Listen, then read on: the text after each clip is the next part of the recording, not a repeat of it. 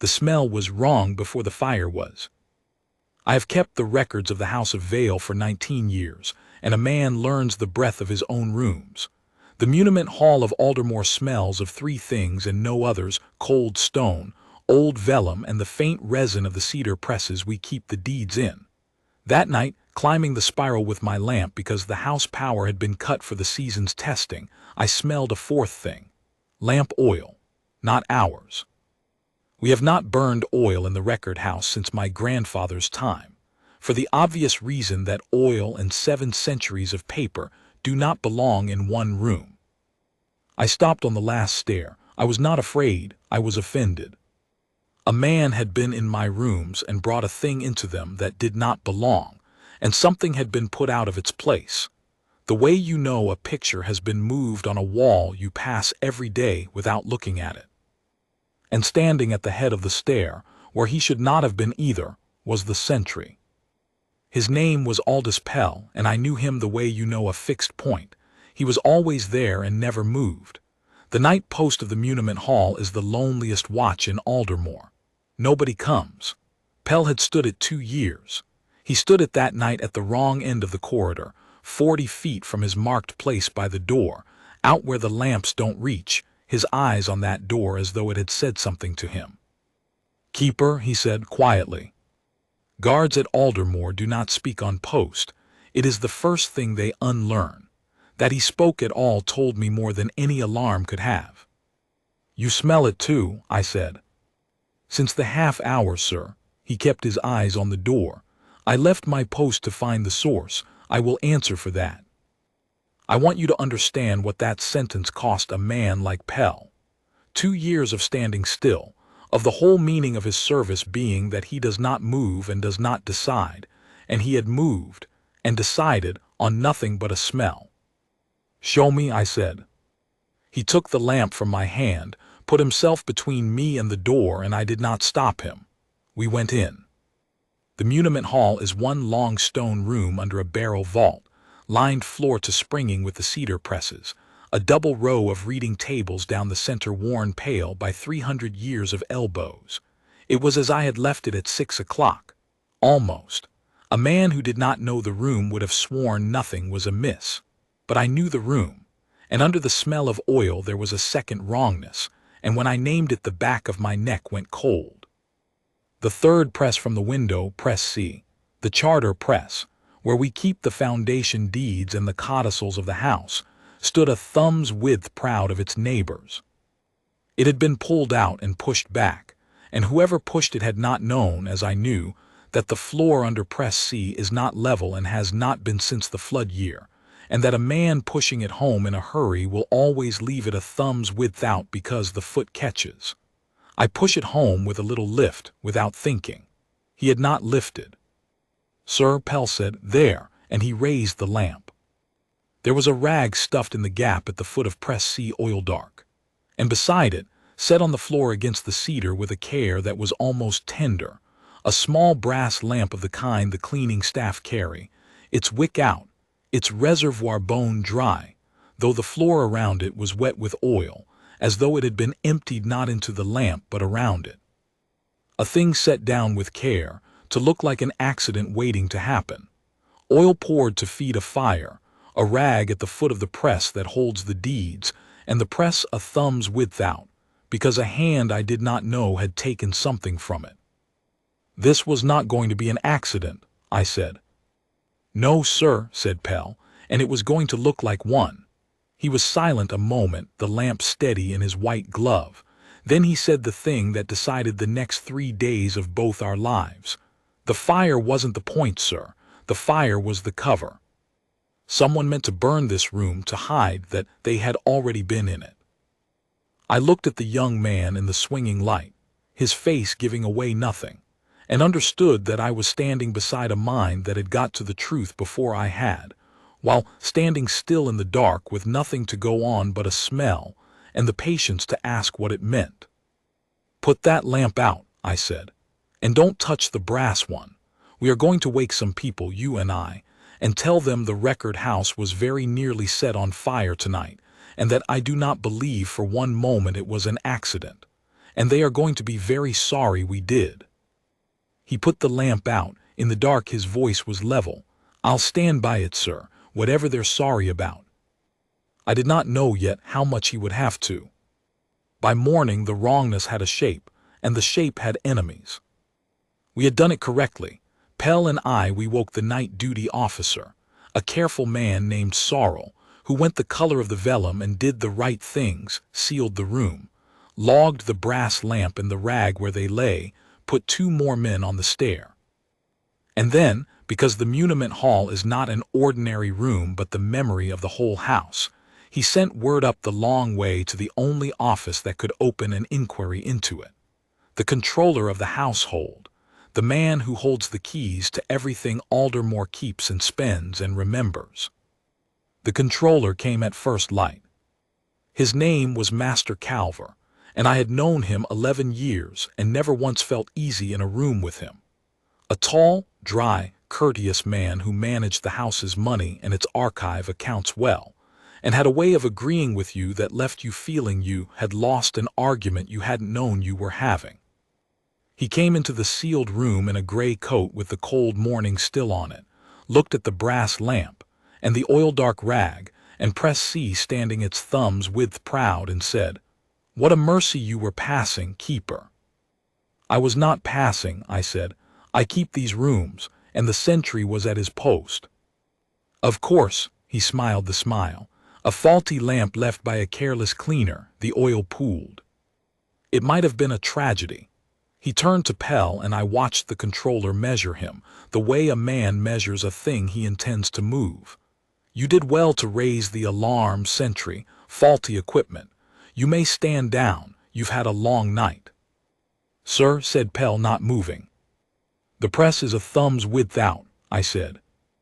Calver's eyes came to me slowly. "I beg your pardon." "Press C, the charter press. It has been opened and closed since I closed it at 6 by a hand that did not know the floor." I held his gaze, which I had never once managed to hold for 11 years, and found that this morning I could. "A faulty lamp does not open a press, Master Calver. Someone took something out of that press, put it back wrong, and then arranged a lamp and a rag to burn the room down on top of the empty space, so no one would ever know what was gone. The fire was not the accident. The fire was the lie." There is a silence that falls when a man who has spent his life being agreeable stops being agreeable. We stood in it, and Master Calver, after a moment, did the thing I have come to think of as the moment the whole matter turned. He looked, for less than a second, at press C, not at me. At the empty space I had not yet proven was empty. A man with nothing to hide looks at the accuser. A man with something to hide looks at the thing he hid. "You are overwrought, keeper," he said gently. "You have had a fright. We will inventory the press, of course, in the proper way in due course. For now I think the kindest thing is rest. And to Sorrel, stand the boy down. Let the keeper sleep. We'll have the cleaners rota tightened and no more of fires that weren't." And that would have been the end of it. The controller had spoken.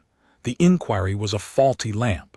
The room would be aired and unsealed and life would go on, and the thumb's width of empty space behind the door of press C would have stayed empty and unexplained forever, which was precisely what someone had built a fire to ensure. Except that the sentry did not stand down. "I'll keep the post, sir," said Aldous Pell, to the controller of the household, in a sealed room. With his eyes forward and his voice level and not one muscle of his face moving, "until the press is inventoried, with witnesses. As the keeper says, the room's been entered. I'll not leave it on the word that it wasn't." I had never seen a man refuse the controller of the household, and the reason is simple. There is no profit in it. Calver did not give orders that hurt you. He gave orders that helped you, that spared you, and a man who refused found himself arguing against his own rest, his own peace, his own thanks. It was the genius of him. He did not push. He offered. Pell declined anyway, without heat, without a speech. In the flat voice a sentry uses to report that all is well, except that all was not well, and he was saying so to the one man in the house with the power to make sure no one else ever knew it. Calver's smile did not move. That was the thing about him, the smile never moved. But something behind it adjusted, the way a man shifts his weight before he lifts a heavier load than he expected. "Your devotion does you credit, sentry," he said. "But the post is mine to stand down, not yours to keep. You'll go off when you're relieved." "Yes, sir," said Pell, "when I'm relieved, by a man who'll stand the same watch I've stood. On a room that's been entered." It was the most disciplined thing I ever heard a man say. A soldier agreeing completely with his superior's right to relieve him, and in the same breath making it impossible for that relief to empty the room of witnesses. Calver could stand him down, but he could not make the room unwatched. The moment one watcher left, the rota would put another in his place, and the rota was sorrel's, and sorrel had gone the color of vellum. The fire had failed in the one way its maker had not planned for. It had been built to destroy the evidence of a theft, but it had been found before it was lit, and so instead of ash and a sad story about a careless cleaner, there was a sealed room, a logged lamp, a press standing proud, a keeper who could not be told he had imagined it, and a sentry who would not be told to look away. The cover had become the proof. "Inventory the press," I said to Calver. "Now, with witnesses, it takes an hour, and then we will know whether I am overwrought or whether the house has lost something it did not know it had." He could not refuse it. To refuse to open a press in a room that had nearly burned, with the keeper demanding it and a night officer logging every word, was a thing even the genius of him could not shape into a kindness. So he inclined his head and said, "Of course, keeper. Let us put your mind at ease," and we open press C. I keep the inventory of that press in my own hand, renewed every Lady Day for 19 years. We took the deeds out one by one, Sorrel read the catalog, I laid each on the felt and named it, and for 40 minutes everything answered to its name. The foundation grant, the river charter, the codicil of the second succession, the green seal chipped where it has always been chipped, all there. And I felt the controller's patience settling over the room like dust, and knew that in another quarter hour he would say, gently, "You see, keeper, all present," and the room would be unsealed and the matter would die. And then we came to the place where the charter of the wardship should have been, and it was not there. I want to be exact, because exactness is the whole of this story. The charter of the wardship is not a famous document. Most of the household did not know it existed.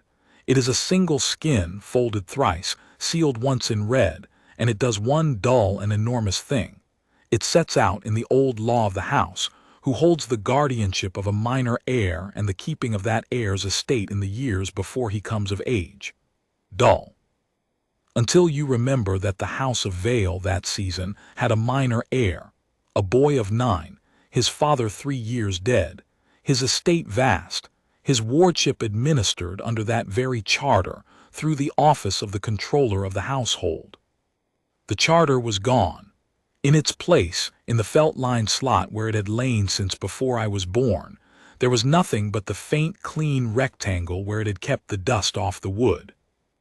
"It was here on Lady Day," I said. My voice did not shake, which surprised me. "I laid it here myself. Catalog Mark 14. It is not here now. Someone took it out of this press, put the press back wrong, and meant to burn this room so that when the wardship of the heir was ever questioned, there would be no charter to question it against, only the controller's accounts, the controller's word, and the ash where the law used to be." The silence that fell then was not the agreeable silence of a man who has won. Sorrel had stopped writing. Pell by the door had not moved, but the air around him had changed, the way air changes before weather. And Master Calver looked at the empty slot in the press for 1 second too long, then lifted his eyes to me, and the smile was finally, completely gone. "You are making," he said very quietly, "an accusation." "I am reading a press," I said. "The accusation reads itself." He did the clever thing. He did not deny it, and he did not threaten me, because a careful man knows that denial and threat are what guilty men do, and he had built his whole life on never seeming to be one. Instead he became, on the instant, the most reasonable man in Aldermore. A charter was missing, yes, plainly, and how alarming, but missing was not stolen. Documents were misfiled. The keeper himself was a man of years, and Lady Day was 3 seasons gone. Perhaps it had been removed for legitimate copying. The wardship accounts were under review. His own office had requisitioned papers for the audit. It would all be in the request book. As for the lamp and the oil, a coincidence, a genuine fault, tragically timed. He would personally see the charter located and returned, and the whole sad business closed before it distressed the young heir's household, who had troubles enough. It was beautifully done. I felt the room tilt back toward him as he spoke, and sorrow began, almost against his will, to write again.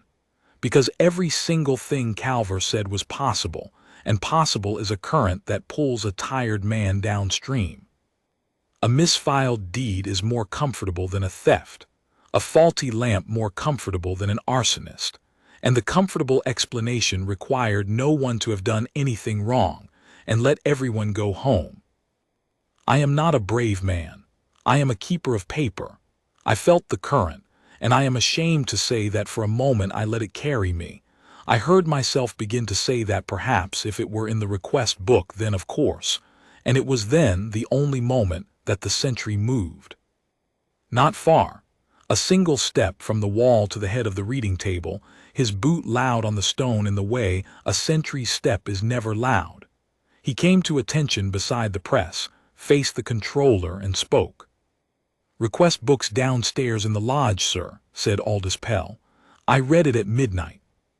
Every requisition from the muniment hall this quarter by standing order is signed out at the lodge before the document leaves the stair.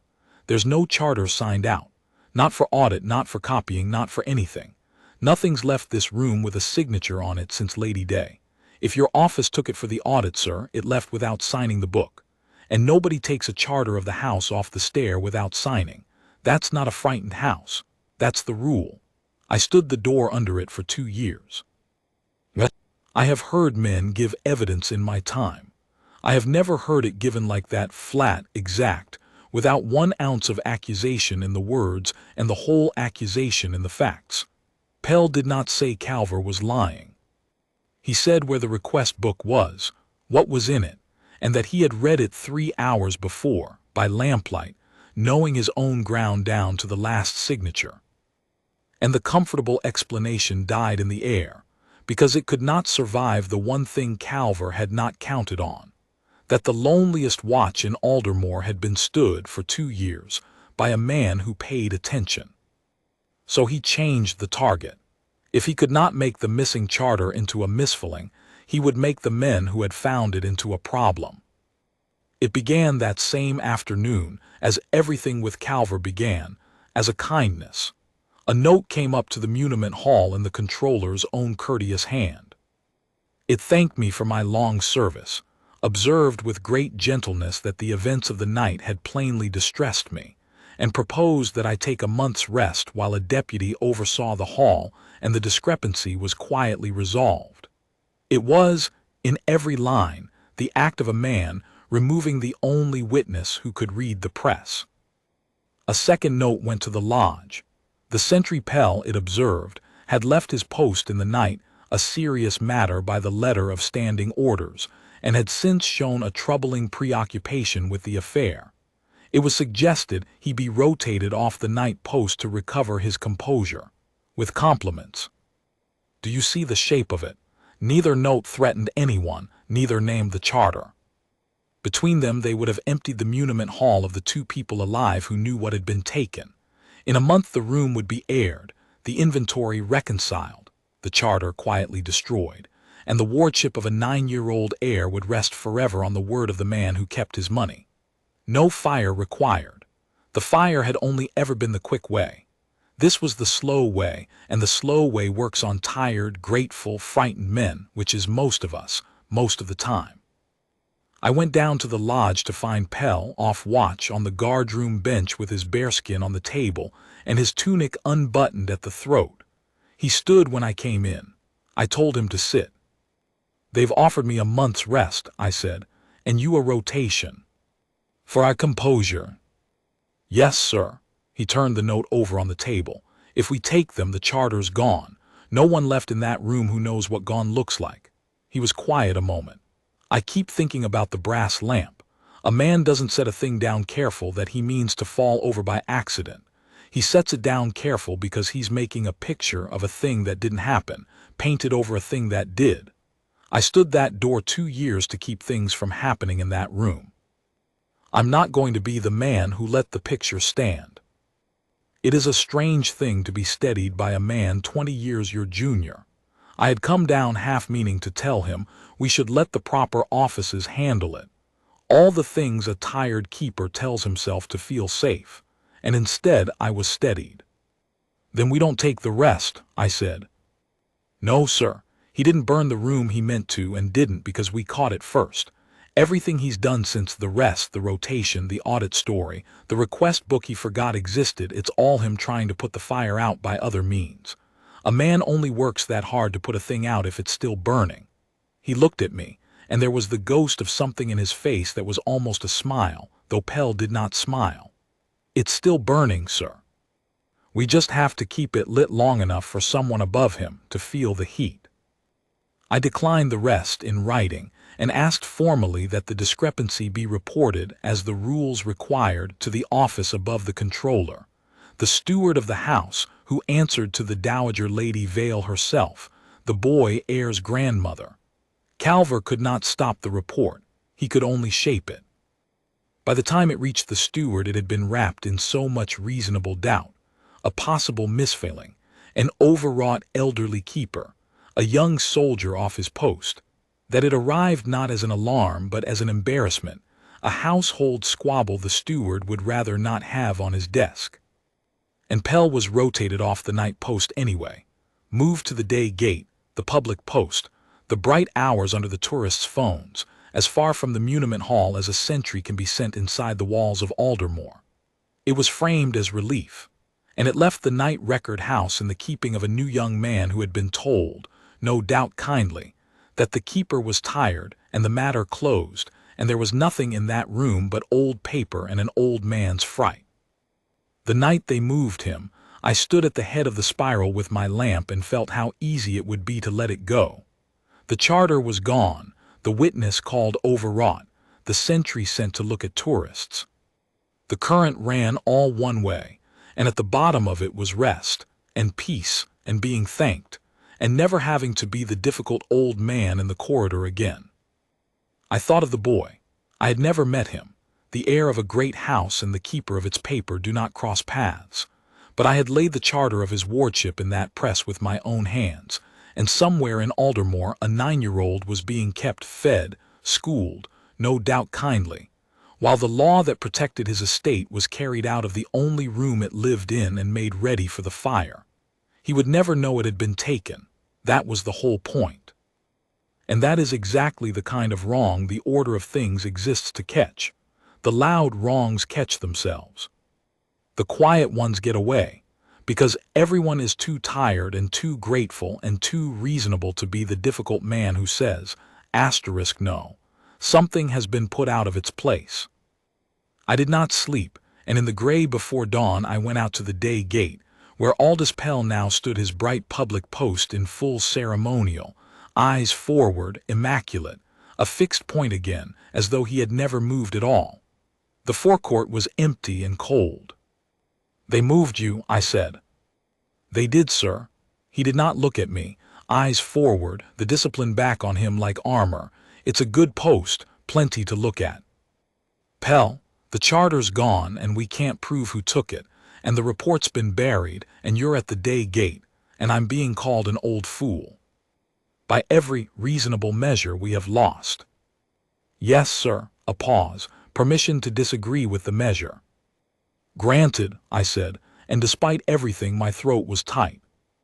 "He's still working, sir," said Pell to the empty forecourt, to the cold gray morning. "A man who'd won wouldn't still be working. He moved me. He offered you rest. He buried the report. That's 3 things in 2 days, all to put out a fire he keeps insisting isn't burning. Innocent men don't tend a fire that isn't there." His chin came up a half degree. "We don't need to prove who took it." We just need to make it so the only way he can finish is to do another thing as careful as that lamp, and be watching when he does. Careful men have a tell. They can't leave the picture alone. They have to come back and tidy it. I understood then the strategy a keeper of paper would never have found on his own, that we did not have to win the argument about the missing charter. We only had to make Calver act again, and watch the right place when he did.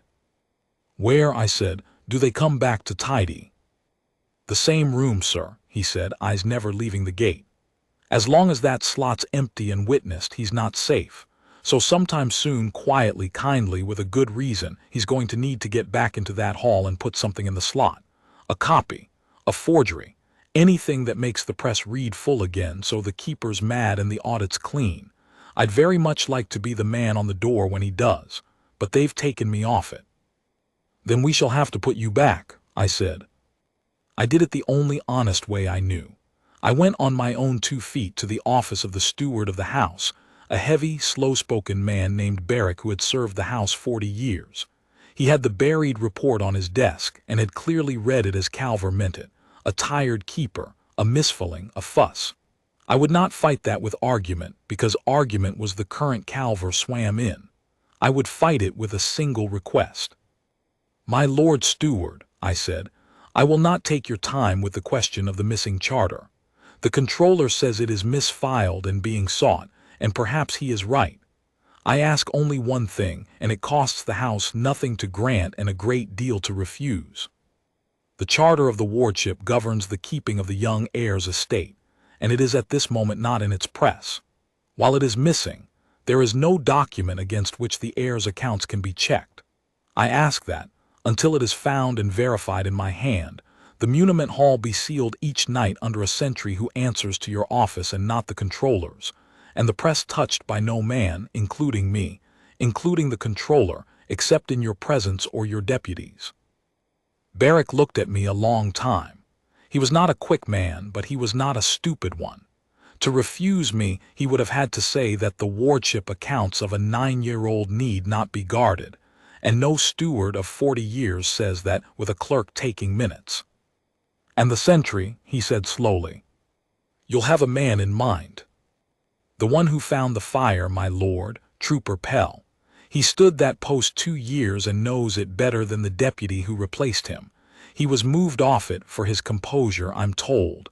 I'd ask him back on it. Under your seal, not the controller's. I watched the moment he understood, not the whole of it, but enough. That if the keeper was a fool, sealing an empty room cost the house a sentry's wages. But that if the keeper was not a fool, then the man who had been quietly arranging the keeper's rest and the sentry's rotation very much wanted that room unwatched, and a steward who granted the watch would learn which it was by who objected to it. It is a small thing, Barrick said at last. And a child's estate is not a small thing. He drew a sheet toward him. The muniment hall is sealed each night under my seal until the charter is verified in the keeper's hand. The night post is held by Trooper Pell. The press is opened by no man save in my presence or my deputies. I'll sign it now. And keeper, he looked up, if it isn't a fool's errand, you'll come to me the moment you know, and not to anyone else. The order went out that afternoon, 4 lines, the most important piece of paper I have handled in 19 years, and it does not look it. It seals a room and posts a guard, and it is the wall the whole of the rest of this story broke against. Calver objected, of course, courteously in writing. The arrangement was redundant. His office had always overseen the hall. The sentry Pell was hardly the man for a delicate post, given his composure. It was a good letter.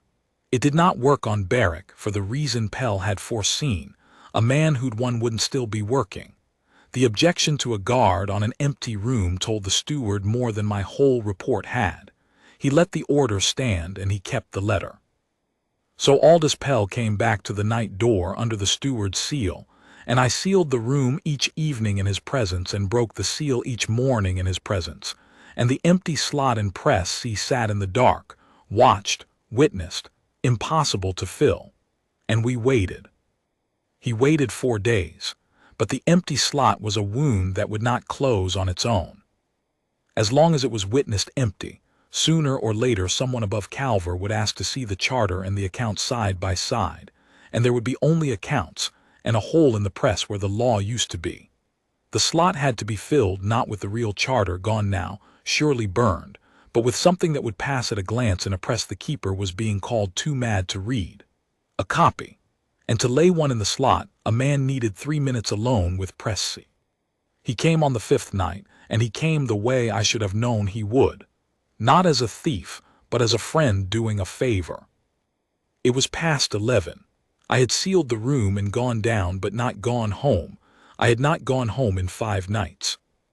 The small bell at the stairfoot rang, and when Sorrel went up he came back gray and said the controller was at the muniment door with a deputy and a candle and a folio under his arm, requesting the keeper open the room, for he had recalled, so kindly, so late, exactly where the missing charter had been all along, among his audit papers, and had brought it back himself rather than leave the keeper's mind troubled 1 night longer. He had brought the charter back. That was the story. The misfiled deed located, returned, by the very man I had as good as accused in the middle of the night. It was perfect. If we opened the room and let him lay it in the slot, the press would read full, the audit would close, and I would be exactly the overwrought old fool he had been so gently calling me for a week. There would be only a misfailing, a forgiving smile, and an old man quietly retired for his health. I went up the spiral with my heart going hard, Sorrel behind me, and at the head of it in the lamplight stood Master Calver with the folio under his arm and the smile back on, and in front of the sealed door, eyes forward, white gloves, immaculate, not moving, stood Aldous Pell. "Keeper," said Calver warmly, "forgive the hour. I could not let you lose another night's sleep. I've found it, the wardship charter, exactly as I said, gone astray among the accounts during the review. I've brought it to lay back in its press with my own hands before you, so the matter's closed and your mind's at ease. Open the room, there's a good man." And he stepped toward the door, and the sentry did not move. "The room's under the steward's seal, sir," said Aldous Pell, level, eyes forward. "It opens by his order in his presence or his deputy's, not by night, not by me. I can't open it for you, sir. I can't open it for the keeper. I can't open it for myself. That's the order I'm standing under." "I am the controller of the household," said Calver, and the warmth thinned. "I oversaw that room before you could march. I am returning a document to it in the keeper's presence as an act of plain honesty." "Stand aside, sentry." "I can send for the steward, sir," said Pell, not moving. "It's late, but he gave the order. He'll come for it. If you found the charter, sir, there's no harm in laying it in by daylight before him, the way the order says. A document that's been lost 3 seasons can wait 1 more night to be laid in right." It was so simple, and it was the trap of it. Pell had not accused Calver of anything. He had stood immovable on the one fact the controller could not argue around, that an innocent man returning a lost deed had no reason to insist on doing it in the dark, by candle, this minute. If the charter was real, an hour's wait cost him nothing. If it was not, an hour's wait was the end of him. "Send for the steward, then," I said. "Let it be laid in by daylight before him, as the order says. And let me read it first, Master Calver. I am the keeper of that charter. I laid it in that press with my own hands, and if it has come home, I will know it." I held out my hand. "May I see it?" The corridor went very still. The deputy beside Calver, a young clerk who plainly had no notion what he had been brought to witness, looked from his master to me and back. And Master Calver made, in the space of perhaps 3 seconds, the only mistake I ever saw him make. He hesitated. A man returning a found document in plain honesty hands it over. He is glad to. Calver held the folio a half-second too long, the way he had looked at the press a half-second too long the first morning, and in that half-second I saw the whole of it, and so, I think, did the young clerk, who took a small step away from his master without knowing why. Then Calver mastered it and smiled and laid the charter in my hands. "Of course," he said. "Read it. Put your mind at rest." I read it. It was a beautiful thing, I will give the forger that, and it was a forgery, and I knew it before I had read 3 lines. The skin was old. He had found old skin somewhere or aged it. The hand was close enough to pass a steward's glance. The wording was right. He had copied it from the audit papers which had quoted it, which was no doubt how he had dared. It was folded thrice. It was sealed once in red. And the seal was wrong. The charter of the wardship is sealed with the lesser seal of the house, the warder's tower with the portcullis half raised. I keep its matrix in the keeper's strong box. There is only one, and it has not left the box in 19 years. The charter in my hands was sealed with the warder's tower, but the portcullis was asterisk closed, fully down. A thing a man copying a quoted text and an old description would never know, because the description says the warder's seal and does not say the portcullis is half raised. The only way to know that is to have held the real charter, and Calver had not. The real charter showed a gate being raised, a wardship, the law holding the gate open until the heir came of age and could hold it himself. The forgery showed a gate shut. The forger had got the law exactly backward in the one place he could not copy, and had not even known it. "This is not the wardship charter," I said. My voice was very quiet, and it carried the length of that stone corridor as nothing had carried in 5 days. "The skin is not our skin, the hand is close but not the hand, and the seal is a closed gate where the law is an open one. Whoever made it had never held the charter it pretends to be, nor seen the matrix that has not left my strong box in 19 years. This is a copy, Master Calver, made by a man who knew the words from the audit papers but had never lawfully held the charter itself. You did not find the wardship charter. You made this one to put in its place, so the press would read full and the keeper would be the fool who cried theft over a deed that was only ever misfiled." I looked up at him. "The real charter is gone, and the man returning the copy is the man who took the real one, because no one else had the wording, no one else needed the slot filled, and no one else has spent a week so gently trying to put out a fire he insists was never lit. There is a thing that happens to a careful man at the moment his carefulness fails, and it is not rage. It is a kind of stillness. He looked at the seal in my hand, the closed gate where the open one should have been, the single small mistake that no amount of cleverness could now unmake. And the smile went out of him entirely, for the last time, and was not replaced by anything. "Send for the steward," I said to Sorrel without taking my eyes off Calver. "Tell him to bring his deputy and the watch. The keeper will wait here with the sentry and with this." I held up the forged charter, "and no man touches the muniment door until he comes." Nobody moved toward it.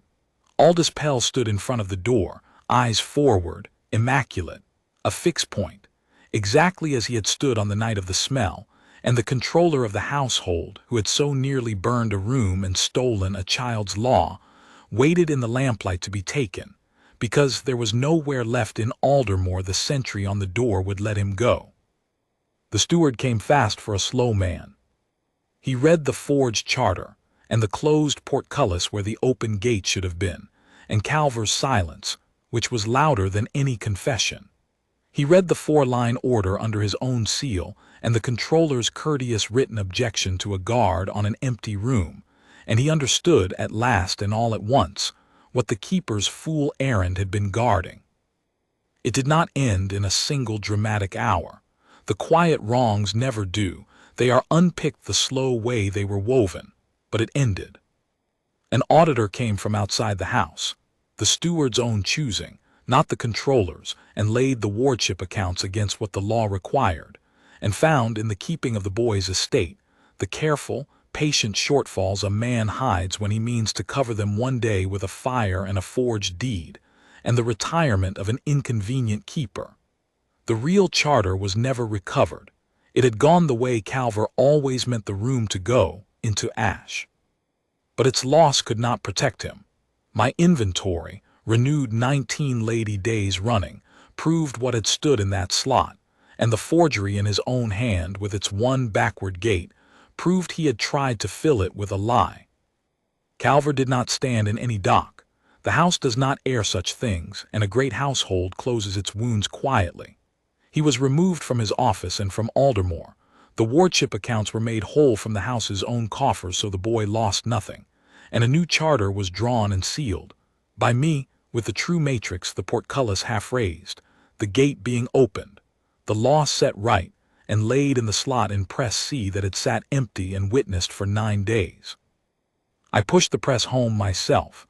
With the little lift the uneven floor has always needed, so it sat flush, not a thumb's width proud, the way a thing sits when it is in its right place and no stranger has touched it. The boy never knew. He is a young man now. The estate that was kept for him came to him whole, and he has no notion that the law which protected it was once carried out of a stone room in the dark and very nearly burned. That is as it should be. The order of things, when it works, is invisible. You only ever see it in the places it failed. He will live his life never knowing how close it came, and never knowing the name of the sentry who stood in front of a sealed door at midnight and would not stand aside for the controller of the household. The wrongs a guard puts right are loud. The wrongs he prevents are silent, and that is the whole of his reward. Aldous Pell went back to the night post of the muniment hall, and stands it still, I am told, though I am retired now and hear of Aldermore only through the slow news that reaches an old keeper in his cottage. The loneliest watch in the house. Nobody comes. A young man learns to stand 4 hours in the dark with nothing happening. For the one night in 2 years, or 20, when a careful man brings a thing into a room where it does not belong, sets it down too tenderly, and trusts that everyone is too tired and too grateful and too reasonable to notice that the order of the world has been quietly broken. I kept the records of the House of Vale for 19 years, and caught nothing on my own. The truth of that night was found by a man trained to do nothing but stand still, who understood, better than the keeper of the records ever had, that standing still is not the same as looking away, and that the deepest discipline is not the stillness, but knowing the one moment the stillness must end, and ending it, and standing for the truth in front of the man who built a fire to hide it. The press sits flush, the seal is right, the gate is open, and somewhere in the dark of the muniment hall a sentry is watching, which is the safest the House of Vale has ever been.